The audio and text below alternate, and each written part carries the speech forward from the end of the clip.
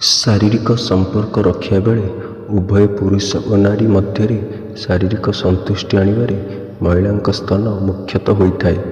ଏହା ପୁରୁଷମାନଙ୍କୁ ବିଶେଷ କରି ଆକର୍ଷିତ କରିଥାଏ। ତା ସହ ଶାରୀରିକ କ୍ରିୟା ବେଳେ ଏହାଦ୍ୱାରା ସେହି ମହିଳା ମଧ୍ୟ ଶାରୀରିକ ତୃପ୍ତିର ମଜାକୁ ନେଇପାରେ।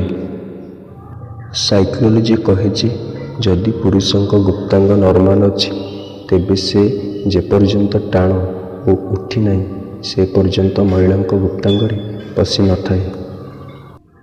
ଏହି ସଂସାରରେ ଯେତେ ପୁରୁଷ ଶକ୍ତ ହୁଅନ୍ତୁ ନା କାହିଁକି ସେ ମହିଳାଙ୍କ ଟିକିଏ ହସ ଓ ଠାରରେ ଦୁର୍ବଳ ହୋଇଯାଆନ୍ତି। ଯଦି ବି ଯେଉଁ ପୁରୁଷ ସବୁ ମହିଳାଙ୍କୁ ଦେଖି ସବୁବେଳେ କରିବାକୁ ମନ ହେଉଥାଏ ତେବେ ସେହି ପୁରୁଷ କୌଣସି ମହିଳାଙ୍କୁ କେବେ ବି ସଚ୍ଚା ପ୍ରେମ କରିପାରେ ନାହିଁ।